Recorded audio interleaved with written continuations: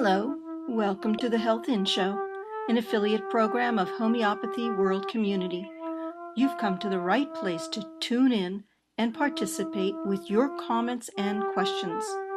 Love is the greatest healer of all, but sometimes, in order to change our emotions, we must take action in other spheres of our lives. We speak with experts in alternative and complementary health fields and hope you will benefit in some small or great way. Remember, you are wherever your thoughts are. Make sure your thoughts are where you want to be.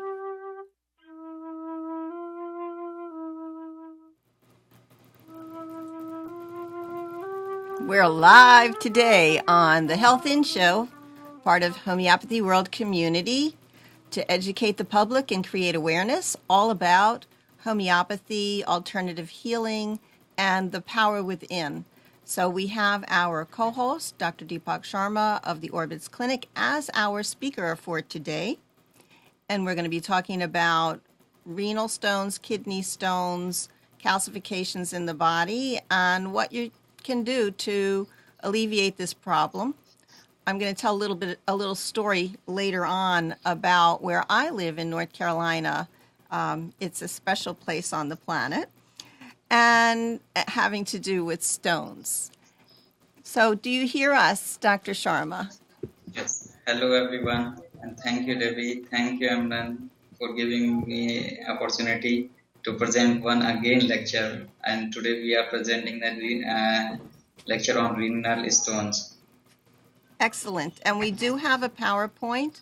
I will get it up on Homeopathy World Community if you'd like to download it. What can we tell you all about Dr. Sharma? He is extremely involved in the homeopathic community in India, qualified in the government, registered homeopathic as a homeopathic physician, and working in his 7 clinics, which totally amazes me how he manages to do that. And he has a pharmacy. He is also very involved with World Homeopathy Awareness Week, which is going on right as we speak. Do you have any special thing you want to say about your work, Dr. Sharma? Yes, we are currently busy to celebrate the World Homeopathic Awareness Week, which is from 10th April to 16th April, and we are doing the program in 6 states of India. We are doing the public shows, we are doing the street show, we are doing the plantation and in remembrance of Dr. Henneman. And so April month is really busy month for us in India. In the whole month, we are doing the celebrations of Dr. Henneman's birthday and the founder of homeopathy also. So we are just busy to celebrate the homeopathic week from 10th to 16th April. Is this springtime for you there in India? Yes, it's a starting of springtime. Okay. It is start from the mid of March. And that's why I guess you celebrate with planting trees. That's really great. And the World Homeopathy Awareness Week, the theme for this year is men's health and homeopathy. And this topic fits right in because the majority of people who do get the renal stones are male. So do we want to get right into the PowerPoint because we have a lot to talk about? Is that okay? Okay, so Yes. At the beginning, today is April 7th, 2014. I have a little tiny quote. Somehow we don't have the latest version of the PowerPoints for some reason. Okay, that's okay. We'll manage. As the builders say, the larger stones do not lie well without the lesser. I have no idea why that happened, but we'll keep going. And so the renal system is what we're going to be talking about. Let me see. So we have a picture of the right kidney, and unfortunately our PowerPoints are not uploading right at the moment, but using your visualization, it looks like a kidney bean in the same color as well. Let me see if I can send you another one. Okay, and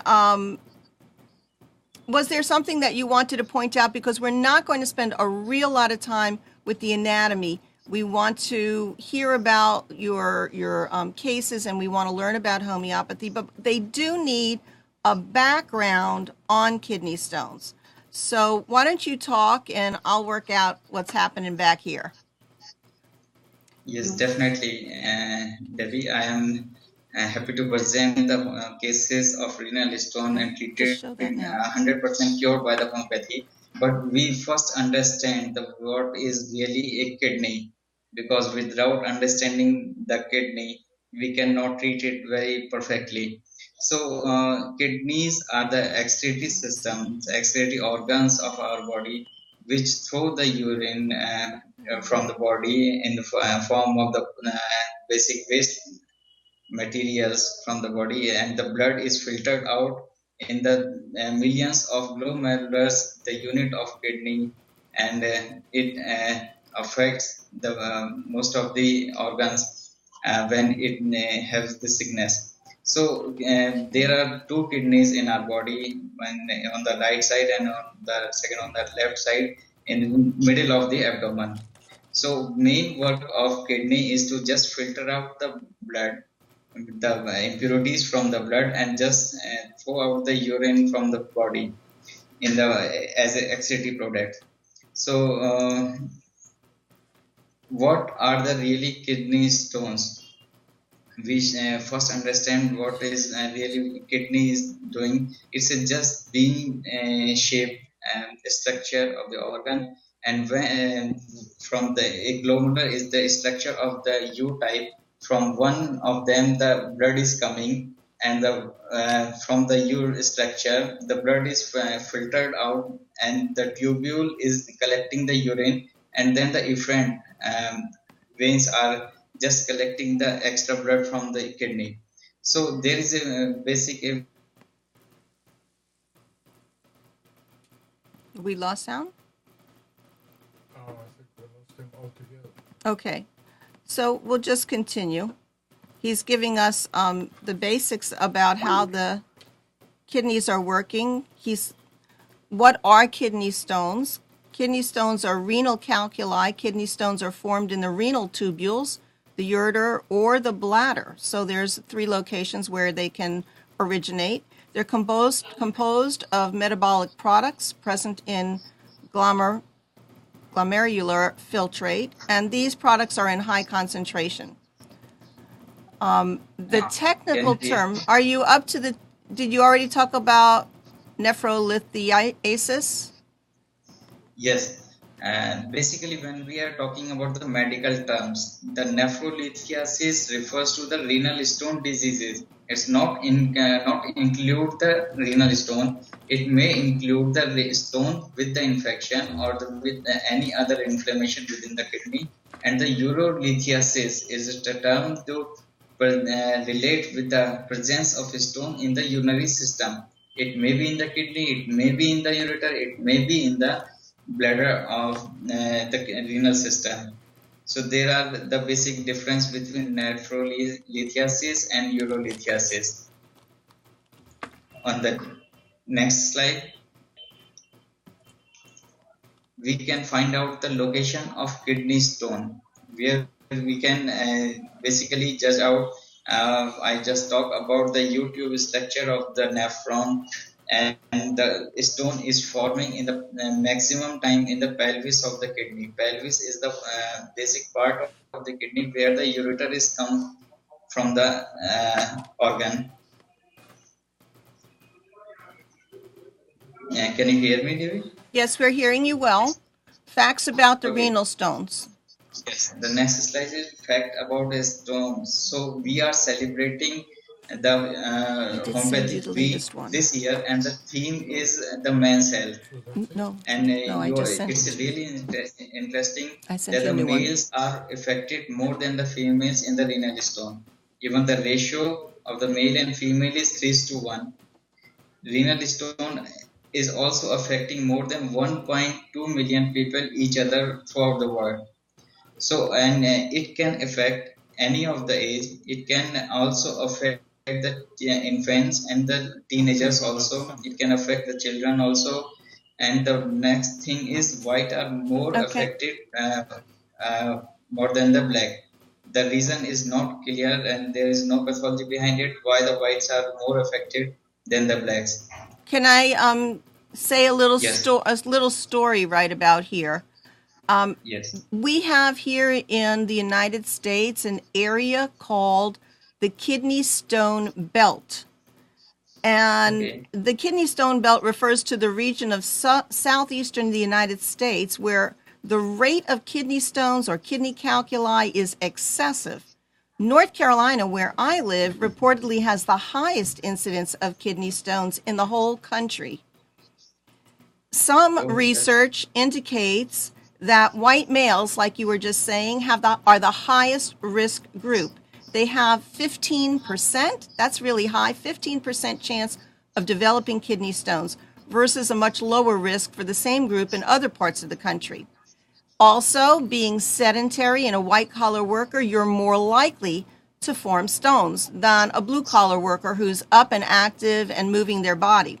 The reasons given for the high occurrence are varied. And this is the thing about science. There are a lot of what we call theories, but we don't have exactly the conclusive reason for it. In 1990, yes? Sorry.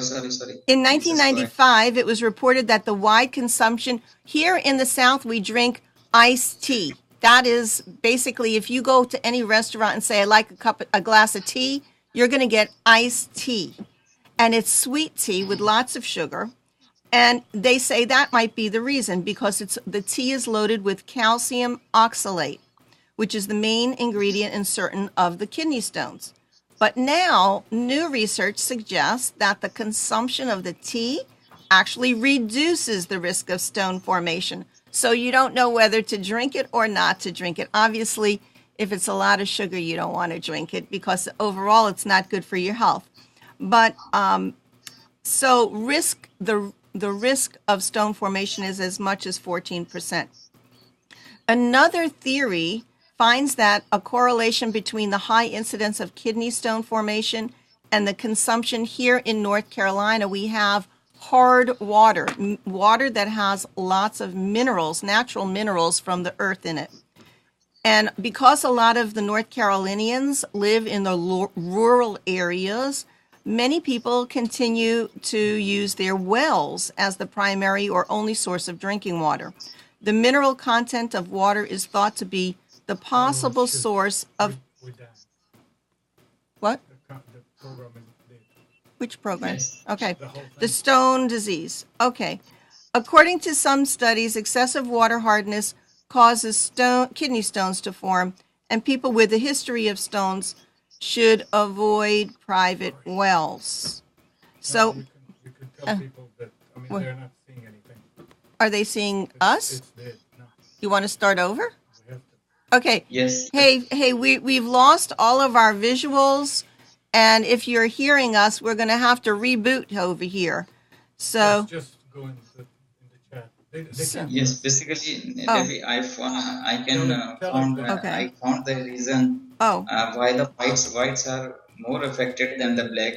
The reason may be behind out because the whites are more prone to dehydrate in the sun exposure, and blacks are the rare. So dehydration is also occur in the whites more than the black. So, and there are many other risk factors like immobility, the sedentary lifestyle, dehydration, the metabolic disturbance, history of renal calculi, or the family history of the renal calculi are the basic risk factors for the renal stone. They should be able to. you can hear us? Okay. Yes, I can hear you properly. Okay, so what we can do is I can give you a link for the PowerPoint, and you just have to go without PowerPoint, without visuals today, and we will just talk. Okay? Okay. So, okay, we've lost our pictures, so don't worry about that. Dr. Sharma, can you tell me what slide number you're on? I am on slide number 10. Number 10. Okay. Okay, so he was just telling us the basic risk factors.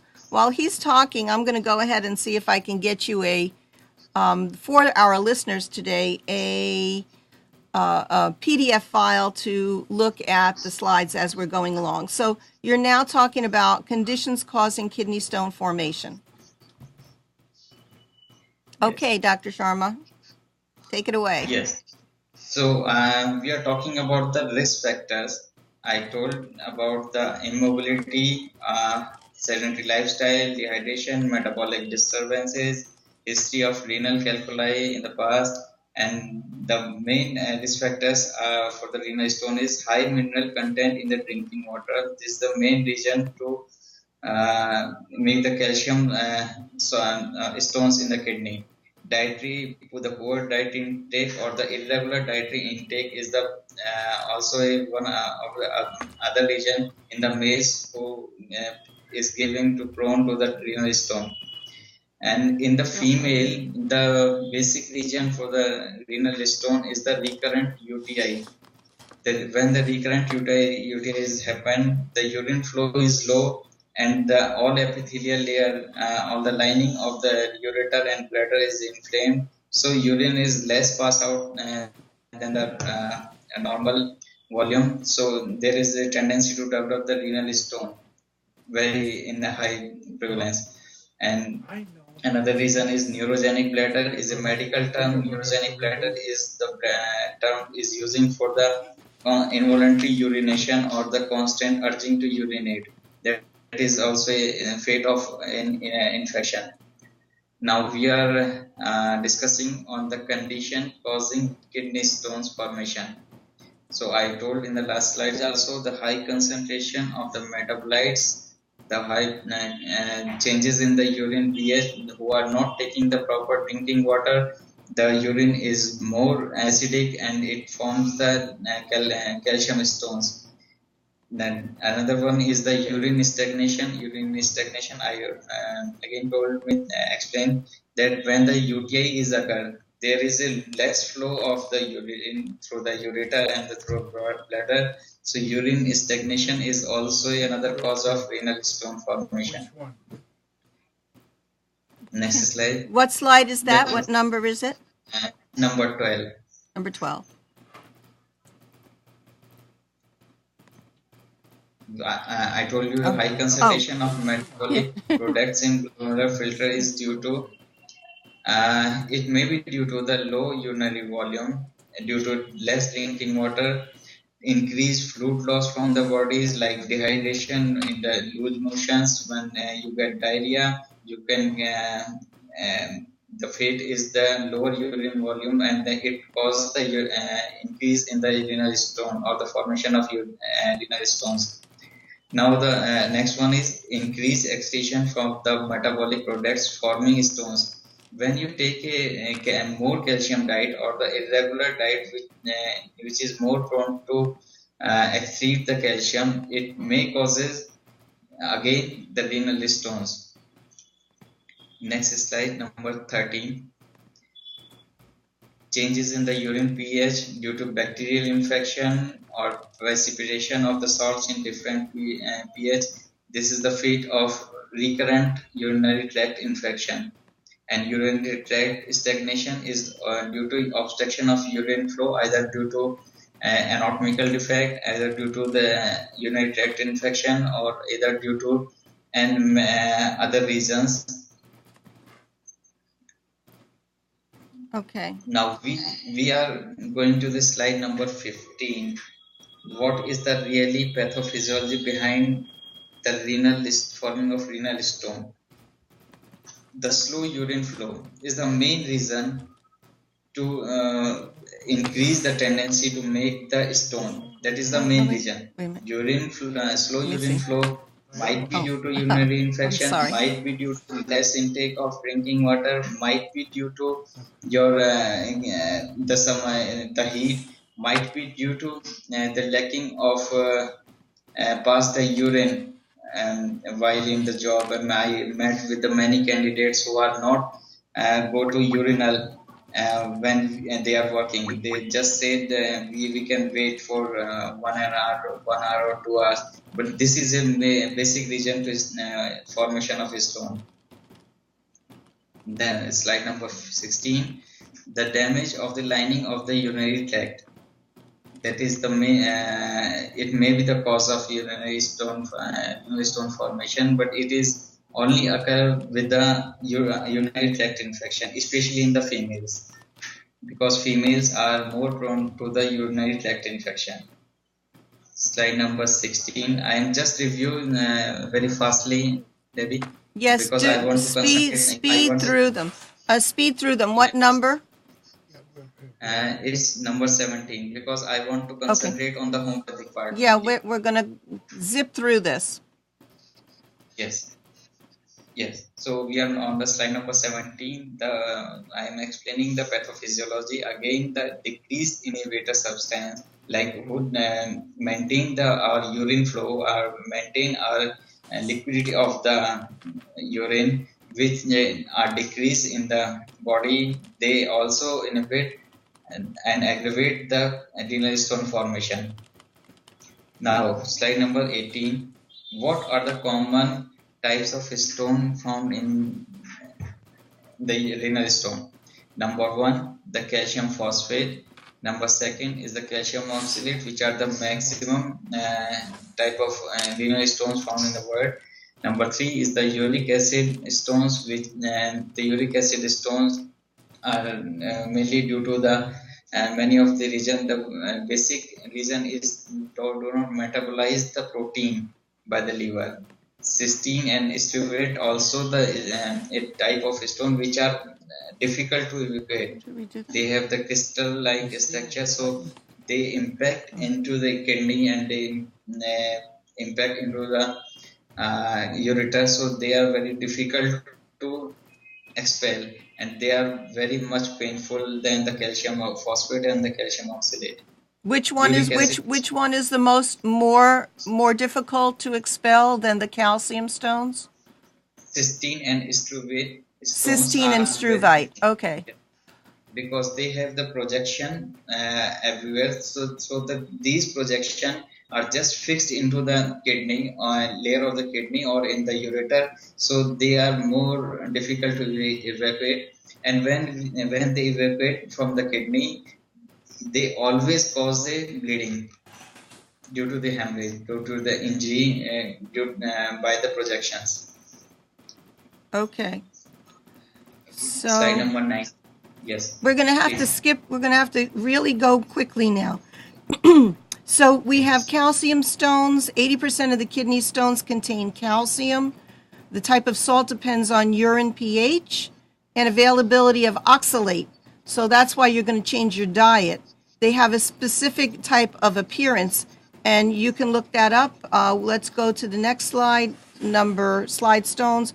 Causes of the calcium salt stones are hypercalciuria.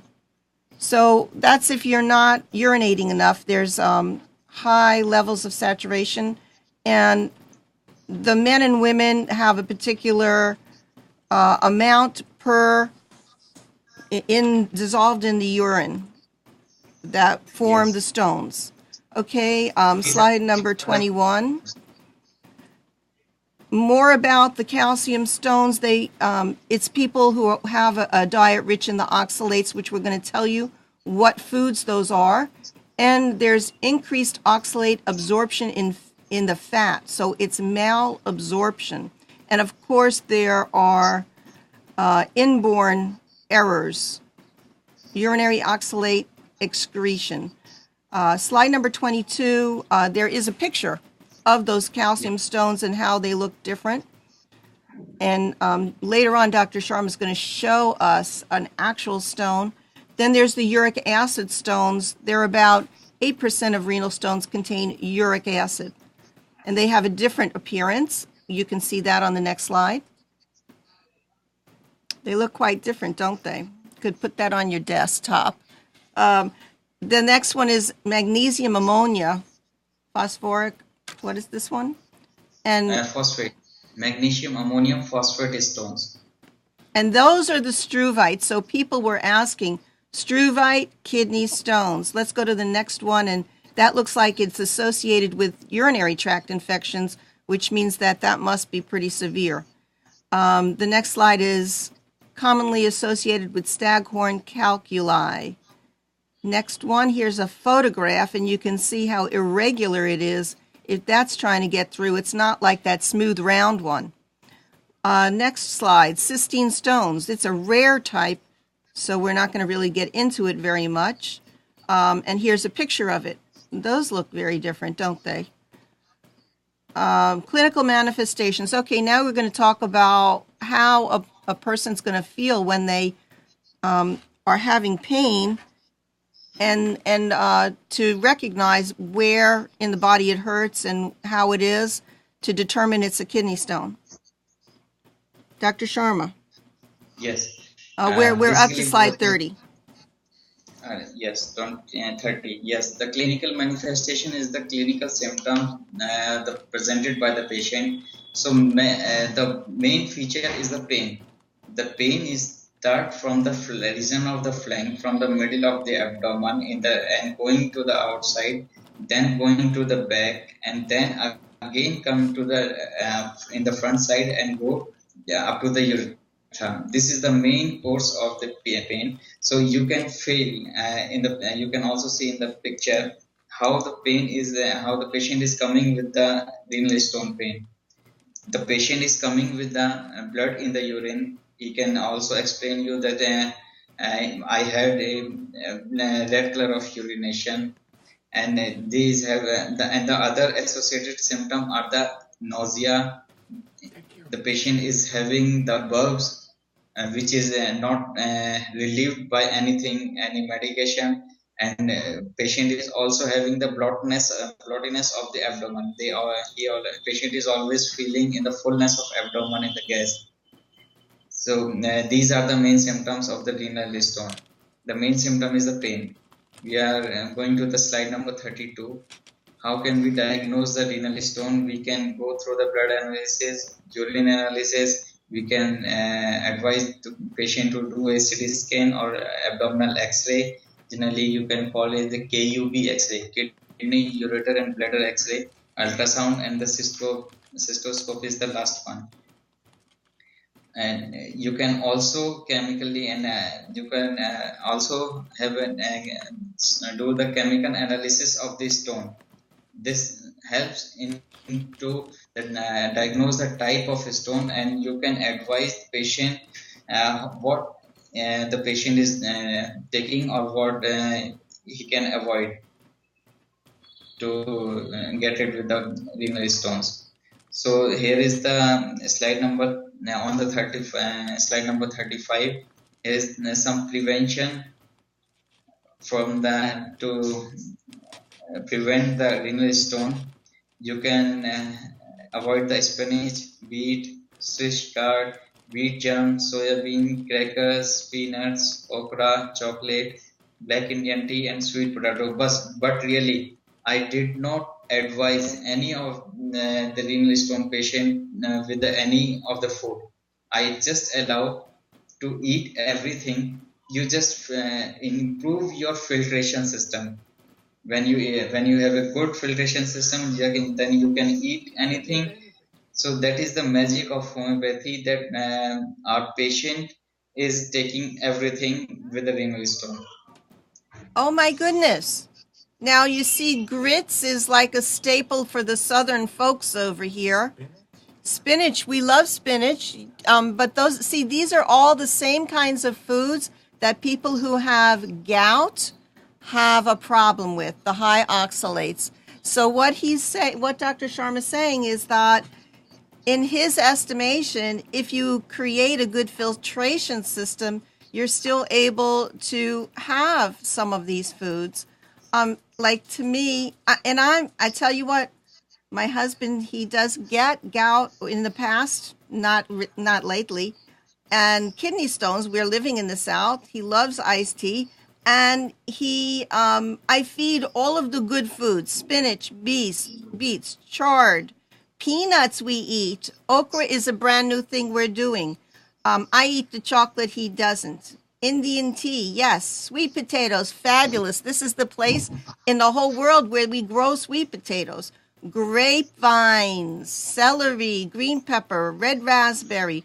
Forget the fruitcake. Throw that in the trash.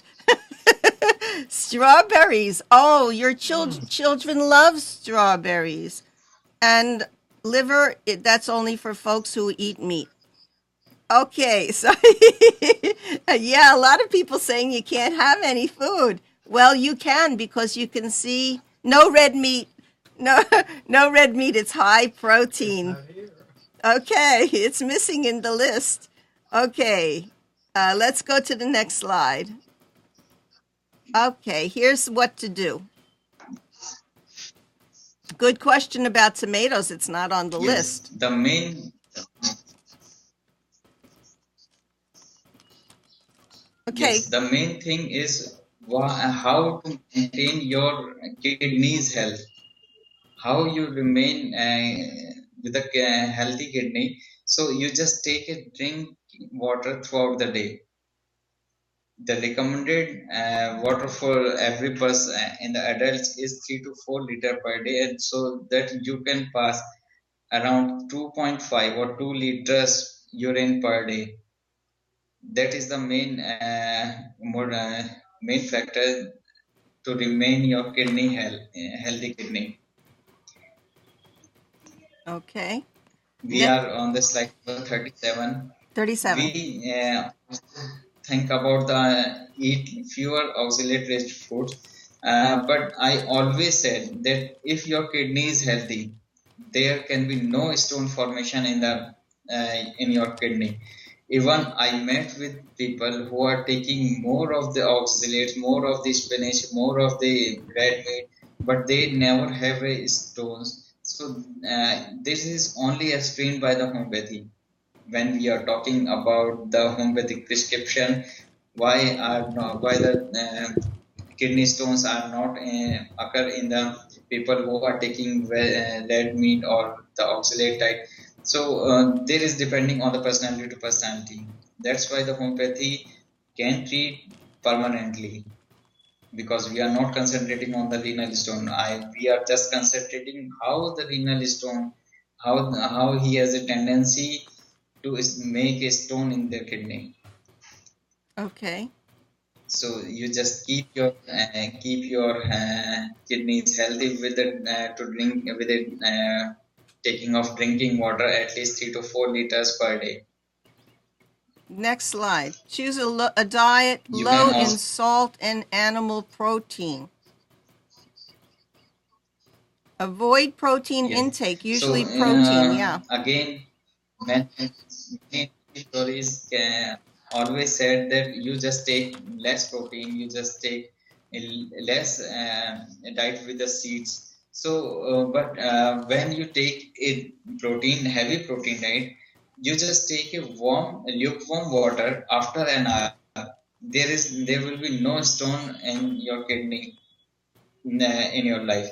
So this is a formula. When you take the protein, you just take that water after 1 hour, and if the lukewarm I prefer, you never get a renal stone. Okay, so does that include cheese? Is cheese a problem or only red meat? I think red meat is a more to make a renal stone, because it have a protein and also have some calcium oxalates. So red meat is more prone to the formation a renal stone. What about salt intake? Salt intake, we have a necessity of salts, and because salts is acting on the everybody. But when the kidneys filtrate the blood, all salts are coming outside from the your nephron, and then it recollect into the tubules. So you just take the low sodium diet, that will also a cause of uric acid stone formation, because the sodium is deposited in the tubules and it will make a stone in the pelvis. So you just take the low sodium diet. Okay, we're ready to go on to the homeopathic section of this talk.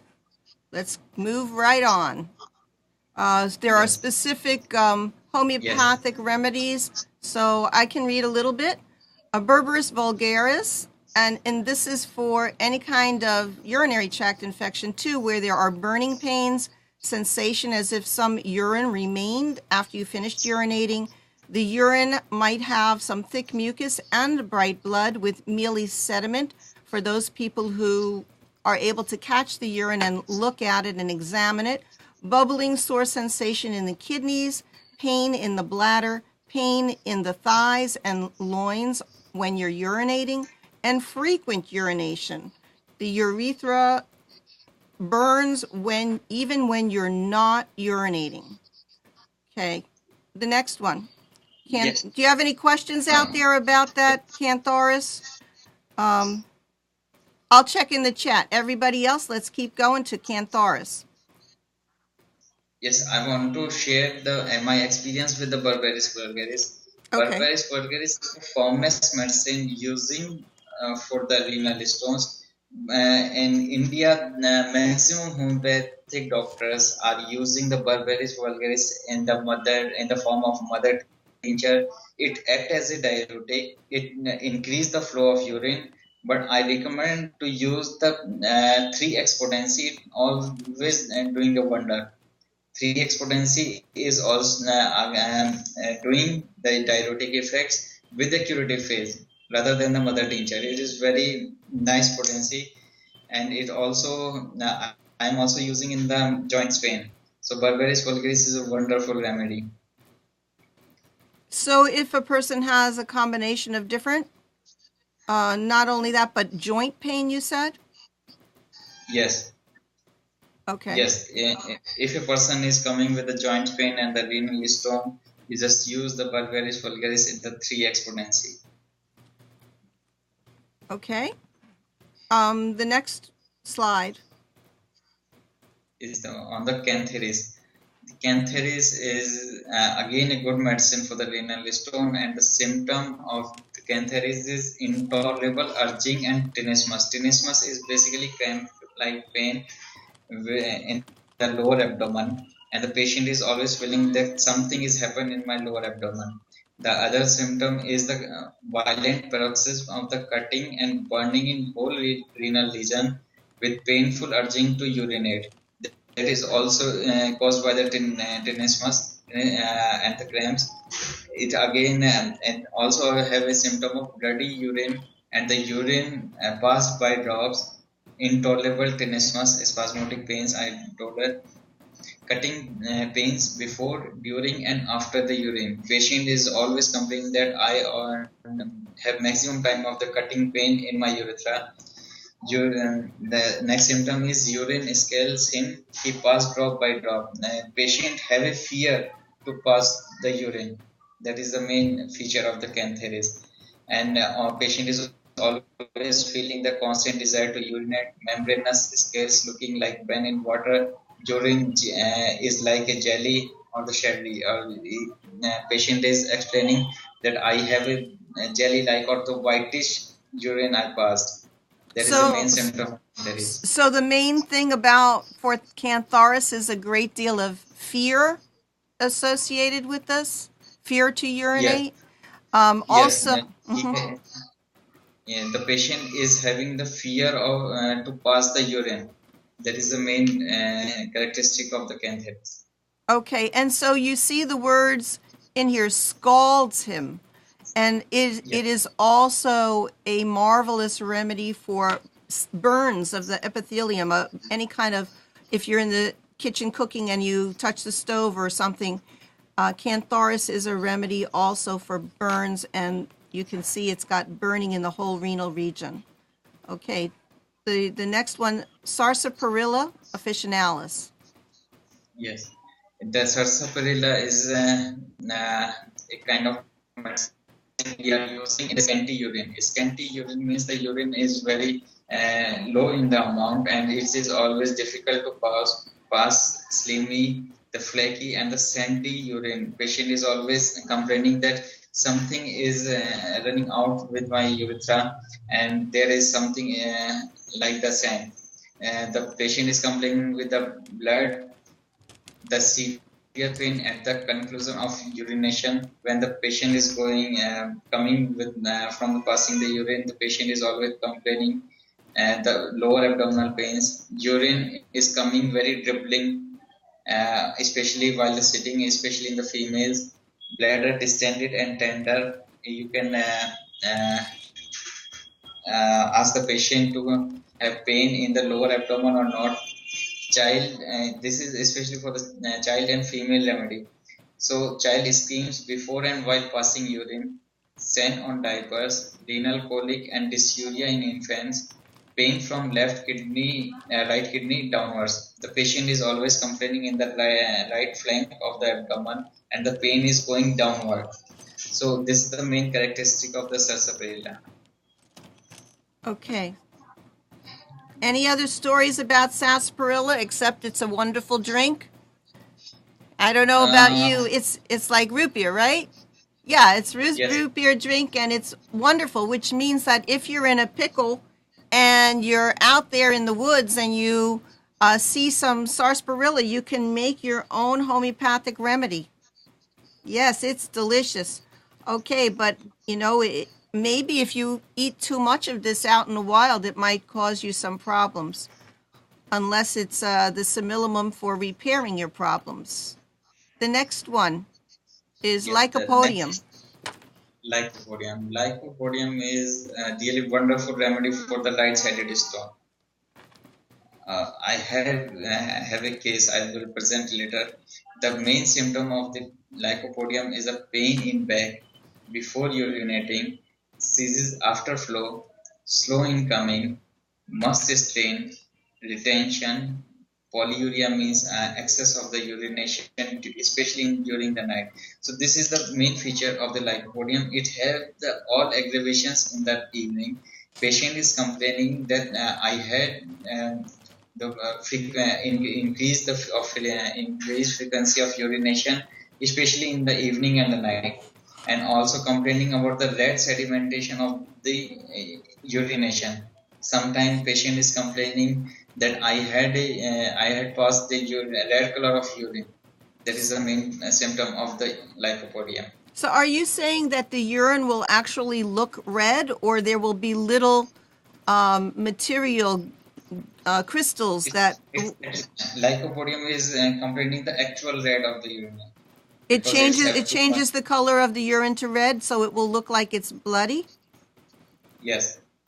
Wow. Okay. What is carcinogenic in high consumption? Oh, the sarsaparilla? Oh, the folks in the chat are having some kind of conversation down there. So if you like to get on, register and get in the chat and see what they're talking about. Are we up to aconite? Yes. Again, a wonderful remedy in the acute phase of renal pain, stone pain.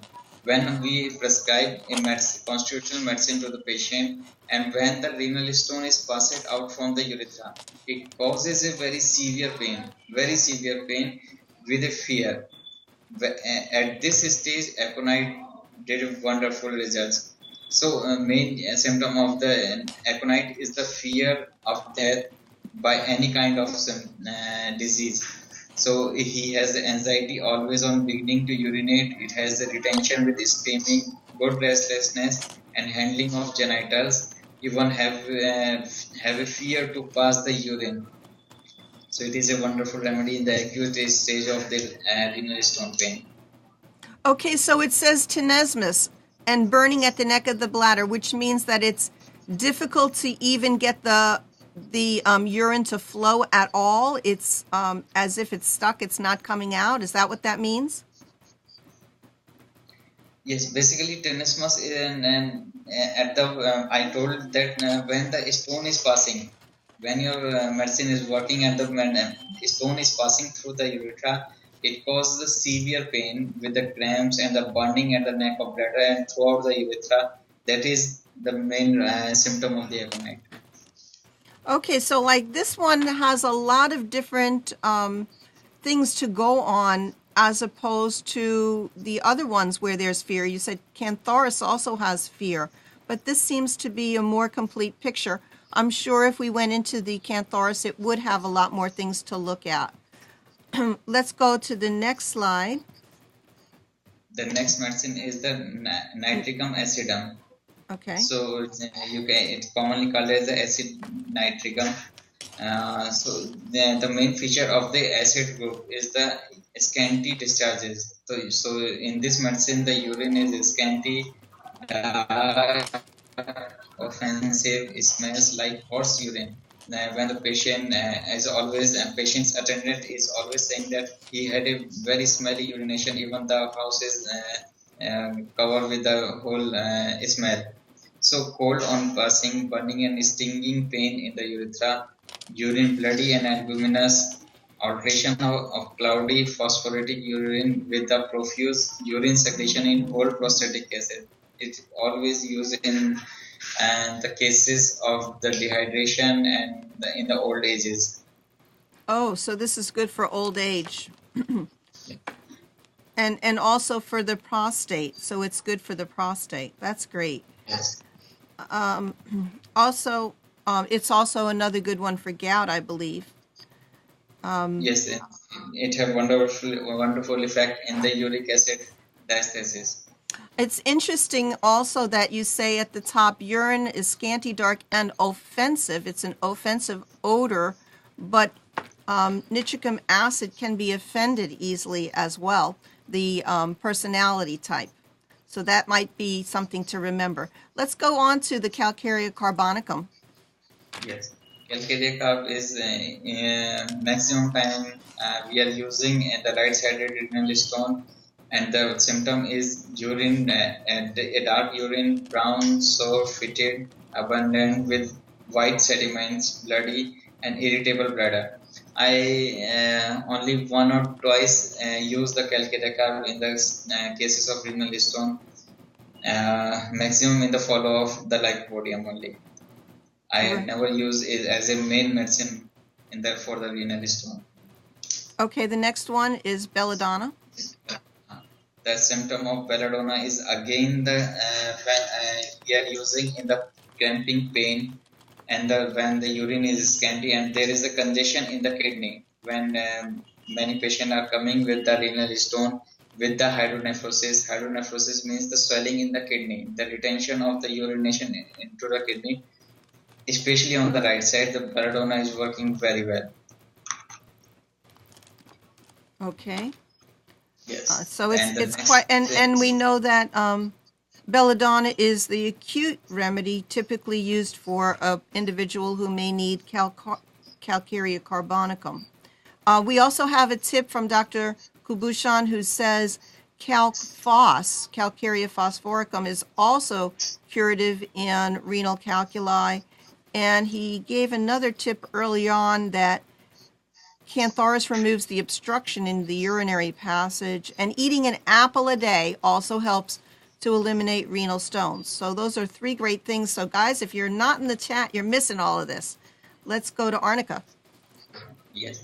The main symptom of Arnica montana is retained from overexertion, dark brick red sediment, vesical tenesmus with very painful maturation.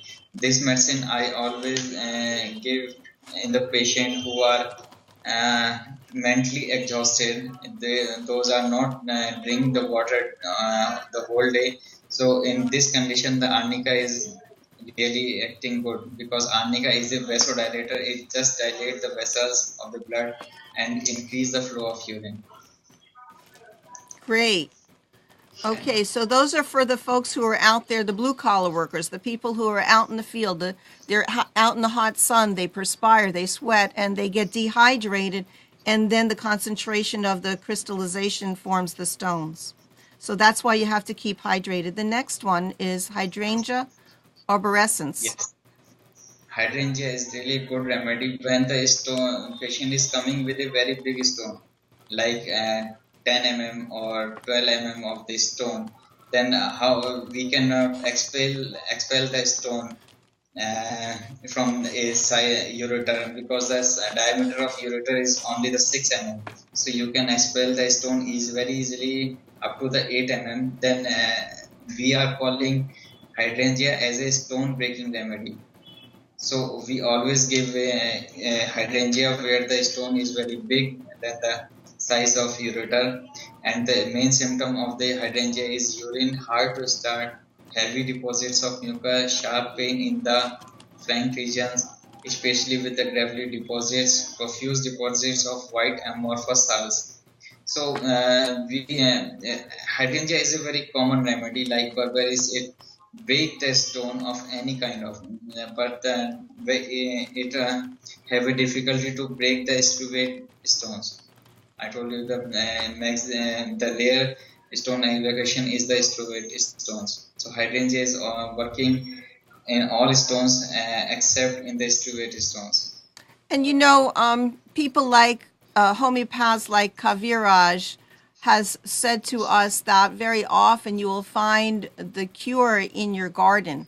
Like if you look outside and see what's growing. And we here in North Carolina have hydrangeas all over. And so you see we have a problem with the high mineral content, the well water, drinking iced tea, but we also have hydrangeas right in everyone's yard. So it's possible, because we only looking at the stonebreaker remedy in tincture right now, or potentially very low potency. I don't know whether it's used in high potency. Now we're going to get on to the cases. We're going to have to go through these as best we can. The first one you have is Nux vomica, and I think that Dr. Sharma also has an exhibit for us. So, yes. Okay. Once a day, a 22-year male coming with a severe pain in his right side of abdomen, which was radiate to the lower flank on the same side, with a constant pressure for urine. He was so upset and had fear of operation, consulted by the allopathic physicians or the conventional medicines. And he is only 22-year-old, so he has a fear to do the operation. He also irritated with the physician who did not attend him properly. They all advise him to operate immediately because he is having a very severe pain. When I saw his ultrasound, it shows the impaction of a single 9.6 millimeter stone in the mid of right ureter. I told you the maximum size of the diameter of the ureter is 6 mm, and you can expel the stone of the region more than the 8 millimeter. But when I took the case and I had an observation of his irritation and history of taking too much painkillers to reduce the pain. I decided to give a dose of Nux vomica 200 with a placebo and advise him to come after 3 days. But he returns on the next morning with a dull face and a small bottle in his hand. My video is not running properly, but I have to show a small bottle of the stone I already have kept in my clinic. And when I asked about the experience, he told me that he had very severe pain during the midnight. From that, he did not sleep during the whole night, but in the morning he felt a striking pain in his urethra with a stone passed with the urine. That was the experience after the few hours of Nux vomica 200 single dose. 200C. Potency Yes, 200C. That's because there's nothing in it, Dr. Sharma. We have nothing in our remedies, but they work anyway. Okay. Next, I keep... Yes, the next case is of the Lycopodium clavicum. I had a patient of 34-year female. She came with the recurrent burps and hyperacidity, which is relieved only by the medication. She had a complaint, these complaints for more than a month. She also had a history of burning maturation and difficult to pass urine, especially in the evening, with desire for eating sugar. I advised to do an ultrasound which reveals both side renal stone of the maximum size of 6 mm in the right kidney. So she had a bilateral renal stone in the both kidneys, and the maximum size of renal stone is 6 mm in the right side. I observed her dominating nature and found her weakness in the morning evening. She had a desire for sweets. She is having more difficult to pass urine in the evening. Then I decided to give her a dose of lycopodium 6 ch in a repeated dose for 1 week. After a week, she did not notice any change in her complaint except improving in her weakness, because in the first visit she is also feeling a weakness in the evening, but on the next visit she is feeling better in the weakness. I again repeat the 6 ch of the lycopodium with for 1 week, and no more improvement I seen after the 15 days. Then I decide to give the potency of 30C of the same medicine twice a day for 1 week, which gives a relief in her gastric complaint. That is a really good experience of lycopodium when I tried the different potencies. Then I prescribed the placebo for next 15 days with repeated ultrasound on the after the 15 days. Then when she came with the new ultrasound, the size there is no stone in the left side of kidney, and the size of the maximum stone of 6 mm is also reduced in the right kidney. I again prescribed the placebo, and after a month there was no improvement in the ultrasound of the stones. Then I prescribe a potency of 200 ch and wait for wait for 1 month. Then after 2 months of treatment, she is improving all her gastric and urinary complaints, and I again prescribe a placebo for next 15 days. When she came with another ultrasound, there is only a few consideration in the right side, and there was no stone in the left side of kidney. And then I prescribe again the placebo with another month, and after 4 months of total treatment, there was no stone in any kidney, and she is getting rid with and all the hyperacidity and the gastric complaint. She is also improving. There is no weakness in the evening, and urine frequency is very normal. So that is a case of lycopodium. Wow. We went through all your cases on time. Unbelievable. Through thick and thin. Amnon was here in the background. We need to give him a dose of something. I don't know what, because of all the technical stuff. Now, we have another slide, I believe, that says, march on, do not tarry. To go forward is to move toward perfection. March on and fear not the thorns or the sharp stones on life's path. Kahil Gibran, and I selected that because of our stones, which are hardening in our body, not to harden our heart or harden our liver or harden our gallbladder or any of the places that we have to keep moving, do exercise, flexibility, flush cleansers. People do annual cleansers to keep the flow going. Yes, Kabil, we have something? Oh, look up, Debbie. Look up and March 4th. I'm concentrating. Next slide we have is to thank Dr. Sharma for preparing all of these slides with the help of Dr. Shweta Singh and Amnon for doing the dashboard here.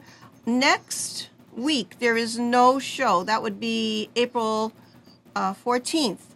Because of the holidays, I will be away. Passover. For the Passover, the Pesach service, and a week of freedom, thinking about freedom and being free. No stones will be unturned. Now, April 28th, Dr. Kubushan, who is always in our chat here, visiting our shows and giving so many great hints and tips. He's going to talk about fears and phobias. Following that, wait a minute. I've got my months all missed. Oh, that's correct. It's going to turn to May so quickly. Oh my gosh. Time flies when you're having fun. May 5th, Dr. Sharma will be back talking about back pain, and man, has he prepared a PowerPoint for you. May 12th, the famous Dr. Judith Reichenberg-Allman will talk about a traveler's guide to homeopathy and natural medicine. Don't forget, every Wednesday, 6 p.m. Eastern Time, Alan Phillips on Blog Talk Radio, Homeopathy World Community. Debbie only talks on the last week of each month. Thank God. Many blessings, because I love your kidneys. Oh, how many people have a saying that they say when they're not thinking correctly and their brain isn't working, they point to their head and they say kidneys. At least we do in my family sometimes. Thank you, everyone. Thank you so, so much for being with us, for sharing these shows. All of them are archived. Past 2 years, we have archived shows for you about every different topic. If you have an idea for a show, please let us know. In addition, you can support Homeopathy World Community by a number of different ways. One, go to the World Reverse Diabetes Summit, top of page, Homeopathy World Community. Learn about it. It's a free 12-day program. Full spectrum lights for lightening and brightening your home and good health. There is a brand new item called Sufficient C. This is a tea and lemon with lysine and bromine, a great drink that you stir, and I'm drinking it every day now. That supports Homeopathy World Community. If you're a homeopath in the healthcare field, check out the computer program for homeopaths, Complete Dynamics. It's my go-to source for studying the materia medica and doing cases. And finally, we have many, many Narayana books, and check out the link on Homeopathy World Community to that. Amnon, do you have any announcements? Anything? It's just that those two banners are right below the video. Oh, the banners are below the video. Yeah. Oh, awesome. So take a look at that. Reversing Diabetes World Summit 2014. And the other one is the immune support. Never tasted this good. Any other thing that you have message for the peanut gallery out there? No. Love, Thank you. Dr. Sharma. Yes. We Yes. love you. We love you. Thank you. And we just love our kidneys because these are the main extractive organs of our body. So I will thanks to everyone. Thank you, Dr. Shweta, who is my student, who is making all the PPTs and support me in the clinics. And I thanks Debbie and thanks Amnon too very much. Thank you very much. Thank you. Bye-bye. See you in 2 weeks. Every time you go to the bathroom, love your kidneys.